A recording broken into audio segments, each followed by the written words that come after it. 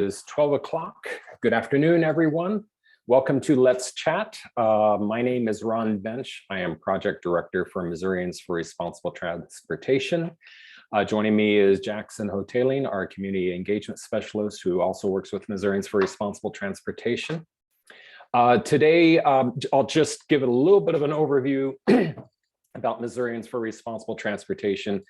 We work out of the Locomotion office, but we are a partnership with Locomotion, Bike Walk KC, TrailNet, and the sirens going off here in Columbia. I'm here. Sure you can all hear that too. And Ozark Greenways in Springfield. Together, we are advocating for streets, roads, trails that work for all Missourians. Jackson and I do a lot of work in rural areas around the state. We're working in about 25 different communities right now. So we do a lot of work with like local municipalities, that kind of thing. But we also work on statewide issues. I believe our last chat was about the Rock Island Trail. And most of you probably know that that has now been accepted as a state park. That's been put into the budget by the governor. It was a huge win for the advocates across the state, and all of our organizations worked on that together to try and make that happen. But we're also working on other statewide issues, and specifically, we've been working on distracted driving, and that's what we're going to talk about today, is the Missouri Hands-Free Coalition. Let me just... All right, I'm just trying to, there we go. So our Missouri Hands-Free Coalition. Today, I'm just gonna go do an overview. We're gonna talk about the problem more from a national perspective and how things have been progressing over the last few years. We'll look at the current Missouri law and where we are in Missouri with distracted driving. We'll talk about why we formed the coalition, who we are, what our goals are, and how you can support the movement. So just looking at this graph here, we know that wireless data traffic has been increasing over time. And you can see from 2014 to 2017, what a huge jump there was in just the amount of cell phone use. And you'll see that with distracted driving, and people using their cell phones while they drive would follow that graph almost perfectly. Now, ZenDrive Data is, it's a company that analyzes all the data. They're not looking at you as an individual, like they're not going to tie your cell phone to you, but they are able to track it from a large platform. So 2 billion miles turning into raw data and solutions, and it identifies risk signals. But it's significant because we can see through that data that 57% of collisions involve cell phone use before impact. This is not reflected in what's like in Missouri's figures, because when police stop people, the very first thing they do, or when there's a crash, they put away their cell phone. But the data is showing that it's at a much higher rate than what is reported or seen.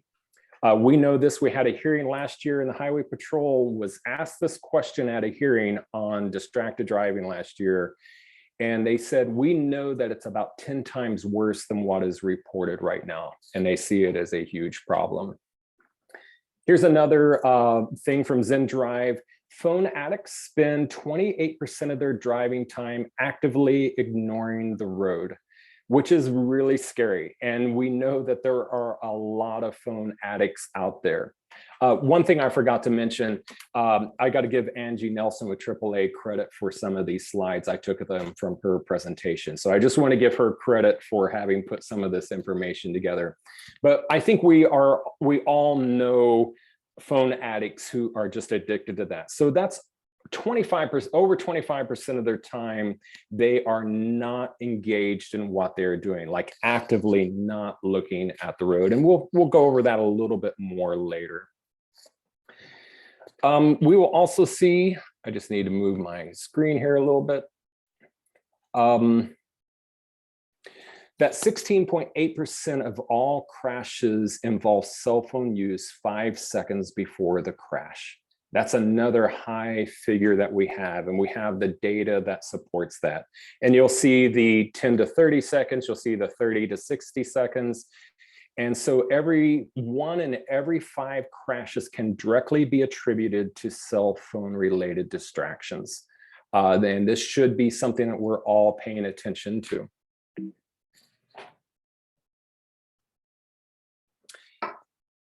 Other states, what have they done?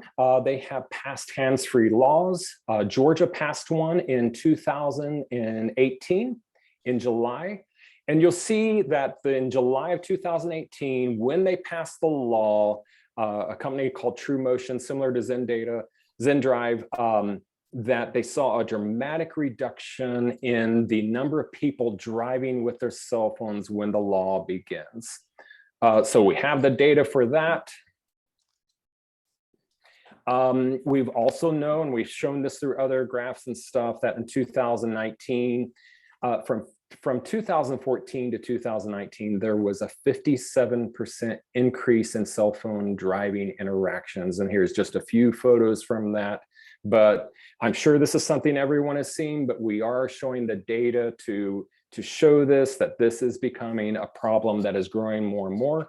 That was 2019. My guess is that in 2022, it is much worse than it was in 2019. So let's just look at Georgia and what happened when they passed a hands-free law. So overall traffic fatalities went down 3.4% from 2017 to 2018. Cell phone use while driving dropped 22%. There was a 15% reduction in commercial motor vehicle fatalities. And what we are seeing across the nation is states that pass hands-free laws that they are going to see about a 15 to 16% decrease in fatalities and crashes related to cell phone use when they pass this law. There are some states that have had as high as a 20% decrease in cell phone use when they pass a law. So where are we at in all of this? So you may know this, or you may not, that there are only 2 states without a statewide all driver texting ban, and Missouri is one of them. Currently, we have a law that only makes it illegal to text and drive if you are 21 and younger. So if you're 21 and younger, you're not allowed to text and drive. This law does not cover FaceTime. It does not cover shopping. It doesn't cover, video chatting, all the other things that are associated with distracted driving. The other thing that this law has is it has a preemption that does not allow a local municipality to pass their own ordinance. So Missouri only has this law, and right now that's the only law that we can have. Montana also does not have a statewide all driver texting ban. But Montana does not have a preemption, and many of their cities have passed ordinances. So there is a greater number of people in Montana that are being protected through laws than there are in Missouri. So we are one of 2 people. We also know that in Missouri, when the polling has been done by Remington Research, that 69% of Missourians support a hands-free law. Of the 30% who are in the other category, there's about 12% who strongly oppose.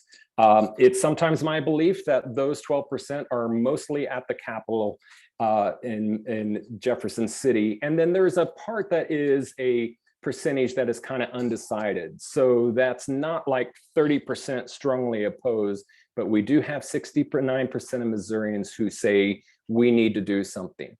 What I think is interesting about this is over time, in the several years that I've been working on this, we have been seeing growing support for this. Like a few years ago, people were kind of hesitant, and now they're starting to tell me, no, we need to do something. Something I never hear, even, Jackson and I work in a lot of rural areas. I never hear anyone say, you know what we need? We need more people on their cell phones when they're driving. So this is probably the most important statistic that we talk about when it comes to distracted driving. This is different issue than helmets or seat belts or those kinds of things. It's more like drunk driving. 59% of the time, the people killed in distracted driving crashes were not the person on their cell phone. Innocent people are being killed at a high rate from distracted driving. So we know that this is something that is having an effect on innocent people. The other myth that we kind of come across is this is not just an urban issue.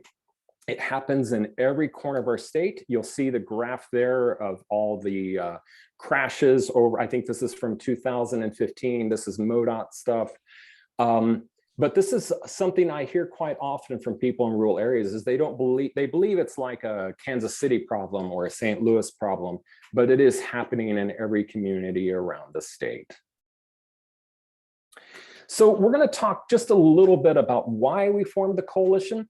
I think it's kind of interesting. In 2018, our leadership team for Missourians for Responsible Transportation was talking about our legislative agenda, and the comment was made of, let's go for something easy like distracted driving. And I went into this very naive and then realized that this has actually been a hard issue for Missouri to form. I'm going to let Jackson share in just a minute.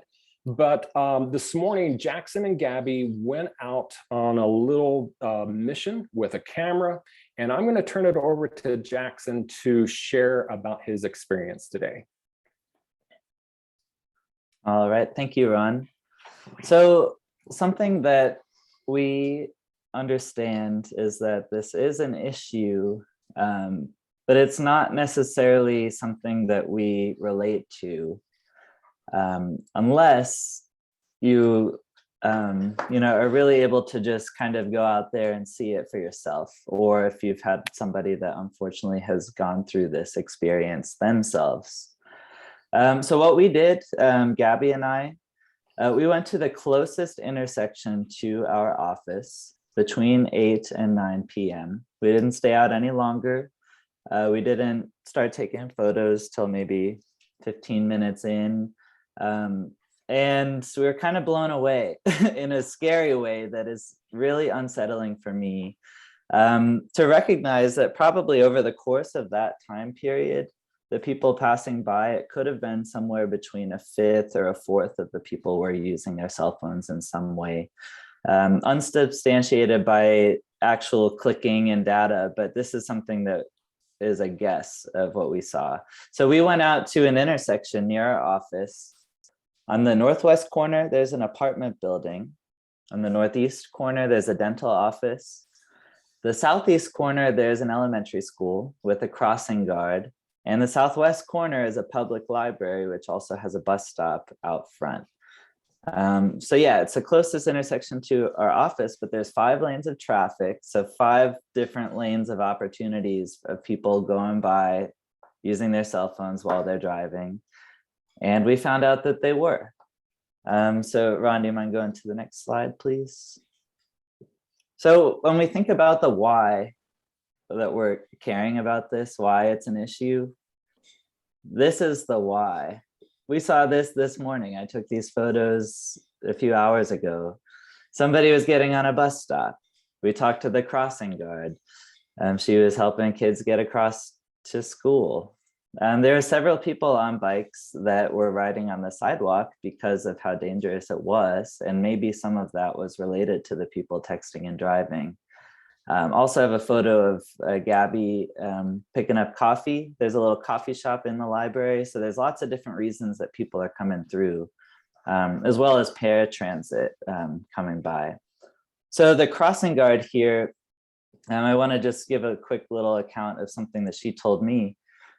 She said she was having a conversation last night. She very well could have seen the news that had talked about a hearing that we had yesterday, which Ron will talk more about. But she was completely shocked, had no idea that Missouri was one of 2 states that didn't already have a texting and driving law in place. And then she also told me that she had seen, like she asked, like, did you see that? What happened just a few minutes ago? And I missed it, but apparently one of the people on bikes was nearly hit by somebody right near where she was standing at the crossing guard. So over the course of the hour, we saw all of these people just passing through the same space that we also saw this. So Ron, could you go to the next slide, please? We saw all sorts of people texting and driving and doing it in different methods. We saw people using both hands. We saw people not even using the steering wheel at all, moving, going down the street, speeding. And it became unsettling for me over time. You see the method of somebody on the steering wheel do it. You see somebody holding it up, close to the speaker, talking and looking at, I think doing FaceTime, but I couldn't tell. And then, of course, somebody, knowing that it's wrong, as far as I could understand, like recognizing that it's an issue, but still doing it, looking down on their phone, so other people wouldn't notice. But it's pretty obvious. It's very clear what people are doing. So the why, and could you go back for a second? 2 slides, please.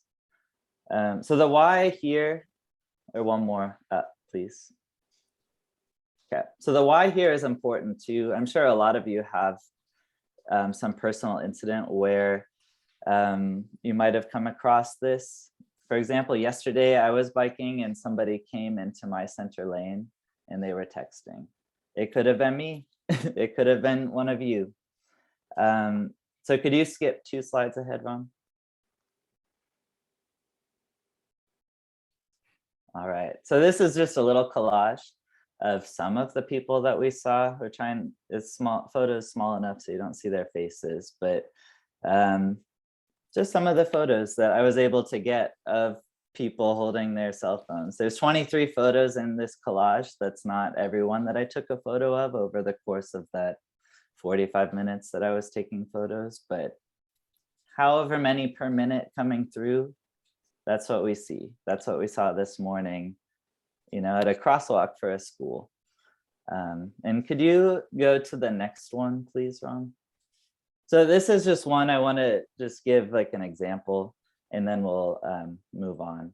But so this was somebody who we saw rolling up to the stoplight and had the cell phone in her hands. And then if you go to the next photo, Ron, you'll see that, there's somebody on a bike right next to her, people sitting down, people walking down the sidewalk right by the library.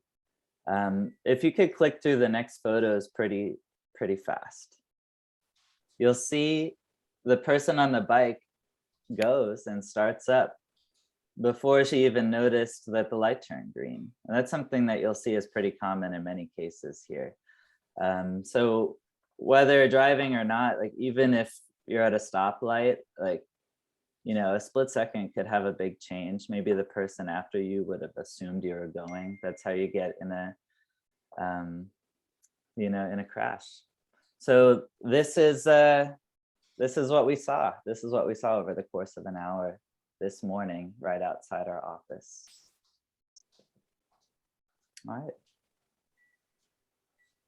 Thanks, Ron. Yeah, thank you, Jackson. Appreciate that. So this is part of the reason why we started the Missouri Hands-Free Coalition. We've been working on this. Lawrence and I went to the Capitol several times in 2018, 2019. One of the things that we noticed was there was no organized opposition. Like there's not a group that is out there to keep us from passing this law. It doesn't exist at the Capitol. We don't see anyone coming in. But we also noticed there was no organized support. So what was happening is Lawrence and I would go talk to a lawmaker, and what they would say is, oh yeah, AAA came and talked to us 2 weeks ago, or the silver-haired legislators were here, a month ago. Yeah, this comes up. And I realized that no one was coming together and working together on this issue.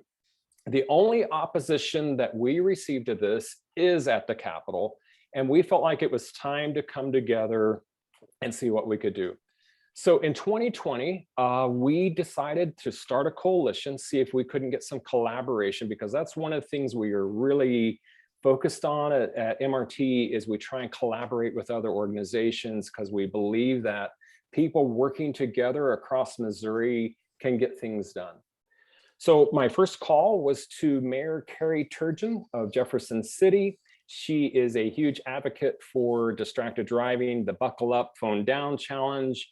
and I heard her speak at a panel that Lawrence was on distracted driving. So I called her and she said, yeah, let's start a coalition. So we started off with a meeting with MoDOT, who put us in touch with Jennifer Smith with Stop Distractions. Jennifer Smith has started a national organization that works very hard at trying to end distracted driving in states and get laws passed. Jennifer lost her mother to a distracted driver sometime in the like 2014 or something like that, right when the cell phones were starting. And Jennifer also has provided a lot of the data and statistics and slides for this presentation. I want to give her credit for that as well. Through her contact, we were put in touch with quite a few different organizations. Now, if you remember, in January of 2020 is when we started, right before the pandemic. So we had in mind that we would probably meet in Jeff City or Columbia in person. But then before our first meeting, it became clear that we were in a pandemic. So we moved to Zoom, and it was probably the best thing for us because it allowed a lot of people from around the state and even around the country to participate in our coalition. We've grown now in the past 2 years to over 30 organizations and victims' families, and we're partnering to eliminate distracted driving related injuries and deaths on Missouri's roadways through policy, education, and collaboration. You'll see here just a snapshot of some of the logos of the organizations that are working with us. Of course, on the left side there and at top, you'll see our partnership. It's Local Motion now, but at the time we did this, it was PedNet, Ozark Greenways, Bike Walk KC, TrailNet. We're all working on that. But you'll notice AAA is there. AAA has been really doing a lot of the heavy lifting for our group. They've been producing infographics, they've been doing the printing, really helping out. You'll see General Motors has gotten involved. They've been really supportive of this movement. I think one of their executives lost their son to a distracted driving crash. We also have the Columbia Police involved. Mercy Injury and Prevention in Springfield has been very key at being involved in our coalition. And this is just a few of the people. We're starting to get a lot of insurance companies that are interested. So it's been a really great group of people that are working together to say we need to do something about distracted driving. We have our work groups. Actually, our main work group meets monthly. We have a monthly call. I would say that we have 60 people in our coalition total, and we get usually we get about over 30 people on that main call. So every month for the past 2 years, we have been meeting regularly as a group to work on this issue. Then we also divided into work groups. So our first work group that I'll go over is our data education work group. This is led by Tiffany Bowman with Think First, and she's here in Columbia. She does a wonderful job leading this group.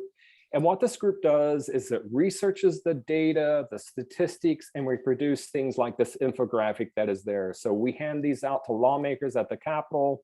We have fact sheets, we produce things, they help with presentations, that kind of thing. So that's been an important part of what our coalition has done. We also have a victims advocates work group. This is led by Nick Chabarria with AAA. And what this work group does is it is where the victims, the families that have lost loved ones, it's their place. They come together, they reach out to other families to see if they can get involved with our movement, to see what they want to do. We do reach out to a lot of people who never want to have to speak about this again, and we totally respect that. But we do have several victims advocates that are working with us in our work group. These advocates have been sharing at events. So there's been some school programs where they go and they tell their story of how they lost their loved one, or they've been giving testimony at the Capitol or at the Capitol events that we go to. But the other thing our victims advocates work group has done is it has produced a video. I'm going to attempt to show it to you now. I want to warn you that it contains some graphic content that is hard to watch. It's hard for me to watch, so I want to warn everyone about that. This is a video from someone in Columbia, Randall Siddons, that was killed by a distracted driver. So we're going to try and watch this now. Day 1, day 2, day 3, 4, 5, Hey, Ron, your video is not displaying. 9. Can you hear it? We can hear it. You may need to share the YouTube, like change your screen share to the YouTube. New share, I see it there. Got it. All right, can you see that now, Lawrence? Sure can. You may expand it, but yeah. Yep, I'm gonna expand it. Thank you for stopping me because I am technology challenged. All right, here we go.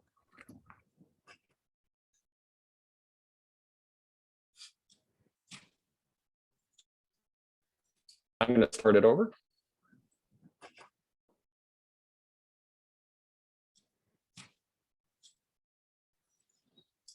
Say 1. Say 2. 3. 4. 5. 6. 7. 8. 9. 10. High five.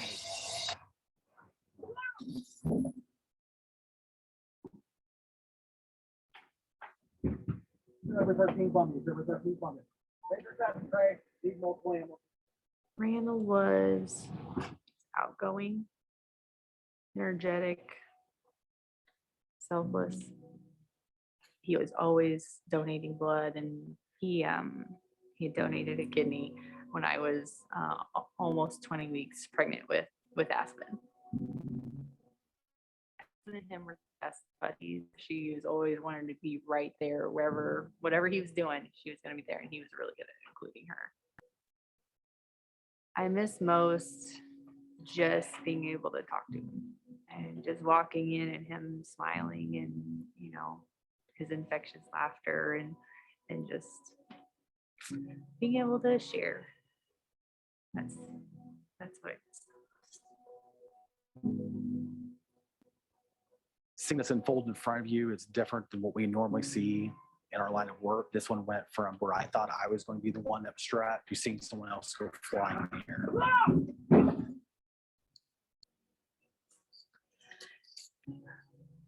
Crashes are preventable. That's what it comes down to. All of them come down to someone making a bad choice and putting something more important than driving as their priority.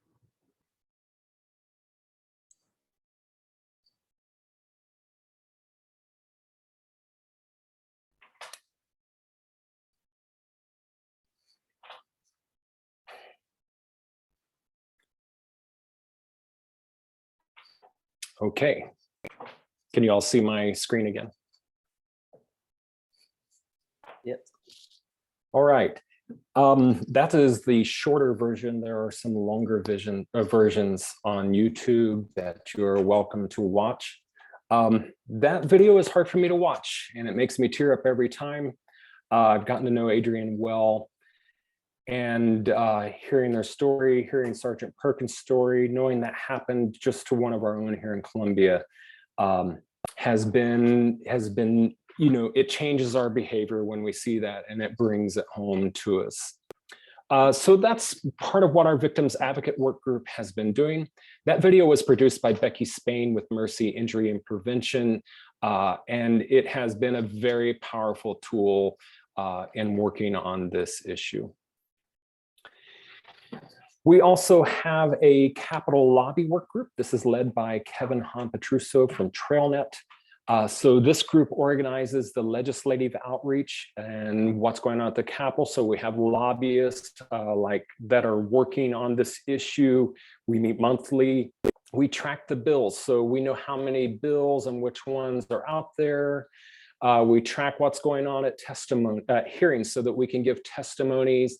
And then we also track legislative support through a whip board. I've learned what that's called, but we have a yes, a no, a maybe, or who not to talk to of all of the lawmakers in the Capitol. So that's also been a very important, very effective work group. I know Lawrence has been a part of that group and has stayed involved in that. And it's just been a really good process to work through with them. We also have a school outreach program, and this is led by Angela Nelson and Nick Chabarria with AAA. It's a competition for schools to get, for them to commit to putting their phone down while driving, to like sign a pledge, and to get their family members to do it as well. I believe Hickman participated in this last year. And so the AAA put up money for schools to compete, and they won a prize at the end. They did high school presentations about distracted driving. Adrian Siddons participated in some of those high school presentations. I think first year they got to about 11 schools to participate. And this next year, we're aiming to get to 45 different schools with different divisions and categories. So that is a very important thing, that the next generation be educated on this as well. So where are we at? Right now, there are currently several bills that are out there that have been filed this year. 2 hands-free bills in the Senate, and both of those are at the Transportation Committee. We have 7 distracted driving bills in the House. 3 of those are hands-free bills, and all of those have been referred to Downsizing State Government Committee. I want to really lift up 2 representatives. We have Senator Razor, who has been a champion for this, and Representative Jeff Porter. They have been working very hard at fighting for this, and this has been such an important part of the work at the Capitol, because we need those champions there. We have to have lawmakers who are willing to go and speak about this, and both of them are.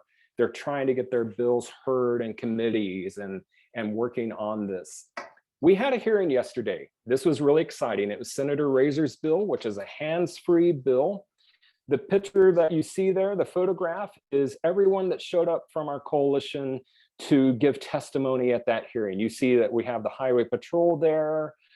We have a student from Harrisonville High School and a police officer with him. We have 2 of our victims advocates there. We have Adrian and Stephanie that gave their stories and testimonies. AAA, we have a Jefferson City police officer that really did an effective job of sharing. We have a MoDOT highway worker. I started the testimony just giving a little bit of an introduction about our coalition and the support of this bill. What was exciting is we heard afterwards. Now, things change, so I don't want to promise anything, but we heard from the chairman of that committee that he thinks they'll vote it out and it will go to the Senate floor. The House is a little bit more challenging this year. We have people in positions that are, a little bit harder to get through. And so we have a challenge there. Downsizing state government is not the ideal committee to get your bill in front of, but we've been working hard on all the members of that committee. From 2 years ago, the atmosphere at the Capitol has changed. It used to be that we heard why not, and now we are getting, I would say 80% of the lawmakers we talk to say, yes, something needs to be done. We even had a lawmaker yesterday that said, I'll go testify at any hearing you want to on this. And so we are seeing a change happen. We don't know if something's going to happen this year, but we believe we are on track to seeing this grow to where next year might be a very good year at actually getting the distracted driving law passed. So how can you help? There are several things you can do. One is you can contact your legislator. The other thing you can do is, if you know people from the corners of the state or in the parts of the state that are more rural that know their legislators, and you can get them to contact them, that would be extremely valuable, because this issue needs to be raised.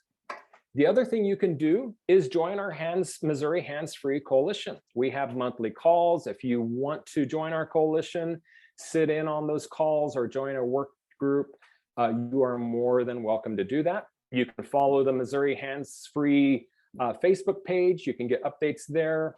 Our own Facebook page gives updates, those kinds of things. Probably the most important thing you can do is put down your phone while driving.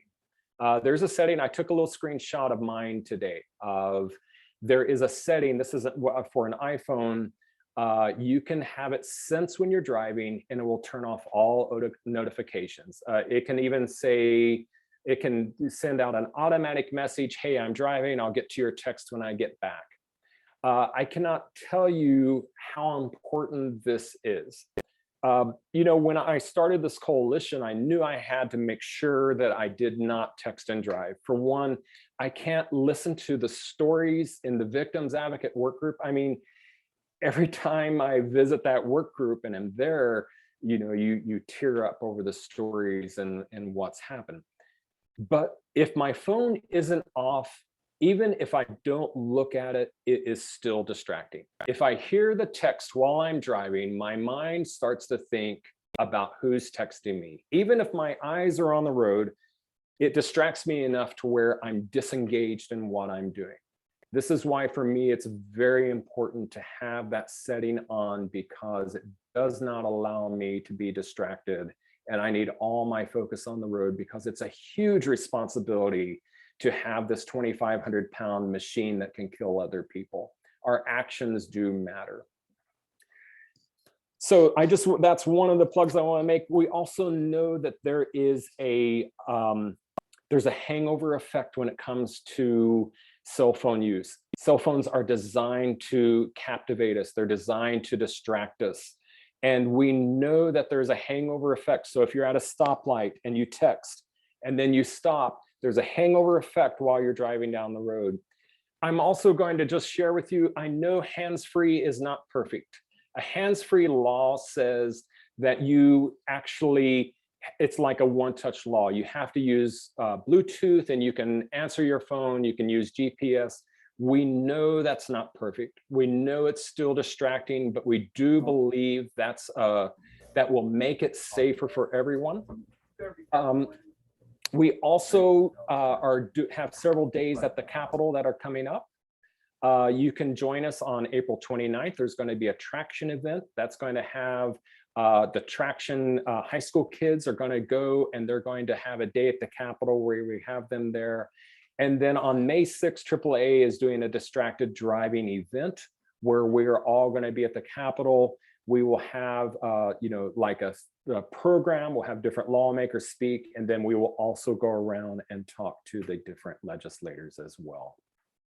So I just want to end with Hey, Ron, real quick. Yeah. I think those dates are a month off, both of them. I think that March 29th is the traction event, and then April 6th is the Capitol Day, unless that was moved back. No, you are right. I am a month off. Most everyone that works with me knows I have a problem with linear numbers and dates and calendars. So I do apologize. Jackson, you are right. It is March 29th and April 6th. Thank you for giving that clarification. Okay. All right. So I just want to, the last thing I'm going to kind of cover. Yesterday after the hearing, you'll see Angie Nelson is in the middle there at the back. She's with AAA. She's their legislative liaison. And then there's me. And then there's Adrienne and Stephanie. Adrienne, you saw her video. You saw her on there. Stephanie, after our hearing last year, a month after that hearing, her husband was killed by a distracted driver when he was picking up something off the road. Several other cars that were paying attention were able to swerve around him. And then like the third car, the person was on their phone and killed her husband in front of their 8-year-old daughter. The 8-year-old daughter had to call Stephanie and tell her what had happened. Both of them were at the Capitol with us yesterday. And I cannot tell you how impressed I am with them and the just the courage that they have shown and willingness to speak up and go around and to do it with such a lighthearted attitude, yet be serious and firm and fight back. And this is why we are doing this. And no one should have to experience what these two people have. And they are just a drop in the bucket of the stories around Missouri and what is happening. So I really want to just give them so much credit for the courage they have shown and the boldness in talking to lawmakers.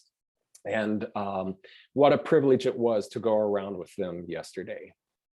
So with that, that is my last slide. I'm going to stop sharing and we will open it up for questions. I know there were some in the chat and I didn't get to see all of them, but does anyone have questions for us?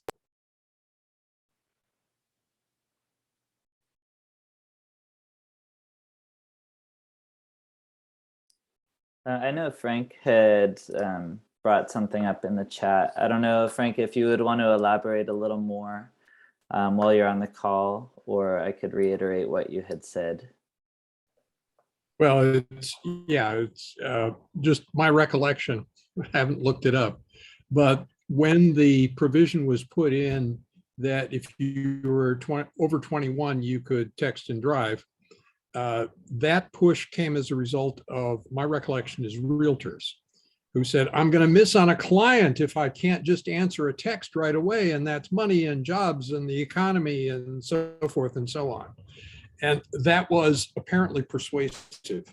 And so the suggestion is the Hands-Free Coalition ought to preempt that and perhaps contact some of the people in the State Association of Realtors and at least get them not to oppose a comprehensive hands-free. And of course, if a realtor had been in a crash, that certainly wouldn't hurt, either as victim or perpetrator. I don't know how you find that out, but that's just my take from my memory banks from, I think it's over 10 years ago, I think that bill came up. Yeah. No, I appreciate your suggestion. And yeah, and 10 years ago, texting was what people were worried about, not talking on their phone. And cell phones have developed so much more since then that it's really an outdated law. It's not a law that can be enforced because police don't even know how the age of the driver. They don't know if they're texting or not. So that's been kind of this thing about that. And you're right. The issue of workforce development and people not being able to work comes up a lot in an argument about this. That's why the concessions on, Bluetooth, that kind of thing have been made. But yeah, it is something that we need to will address if it comes up from the realtors. For as far as I know, I've not heard anyone ever mention that again about realtors or that kind of thing. It's more about, will I still be able to make phone calls while I drive? Okay. It's gotten to the point that the blind people in Missouri are more aware of their surroundings than the people who are driving. That is not good. Yeah, I would agree with you, Carolyn. My boyfriend is vision impaired and has been hit in broad daylight 6 times since 2005 in Springfield. Wow. Oh, I'm sorry to hear that.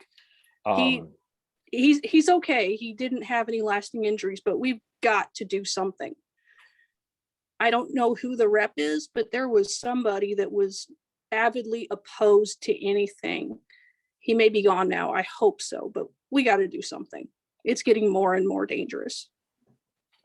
Yeah, I would totally agree with you. And as a matter of fact, what stood out to me in Jackson's photos today was that hardly anyone noticed he was there. He's taking photos. They're so engaged with their phone that they don't even notice that someone's on the side. My guess is that if we would have asked drivers, did you see the person on the bicycle? They would have said, what bicyclist? What blind person? They're not noticing anyone out there. And yeah, we do run into opposition at the Capitol. It is mainly from the thing that says, we believe we have too many laws and a law is not going to make any difference. We know that laws make a difference. If you look at seatbelt use, my parents' generation didn't even have seatbelts in their cars. Even my generation has started using seatbelts, and the younger generation uses it much more. And that's because there's a seatbelt law. It does change behavior. Drunk driving, we're also seeing changes behavior. Drunk driving is at an all-time low, driving while intoxicated. And that also was different for my parents' generation. It was kind of seen as a normal activity back then. And this was a conversation we had yesterday at the Capitol. It's like, I'm working for the next generation to change it to where the culture of Missouri changes to where cell phone use is not seen as acceptable while behind the wheel.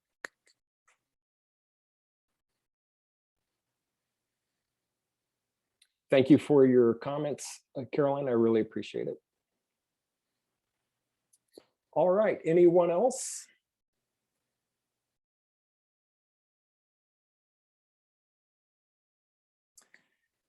Okay.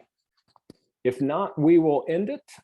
Thank you all for joining us today. Please reach out to us if you would like to get involved. We would really appreciate it. Want to thank the Local Motion staff for putting on this event and all they do to help support Jackson and the work at MRT, putting up with us at the office, those kinds of things. They're a great team to be a part of. And all the Local Motion members and people, we really appreciate you as well. Thank you very much.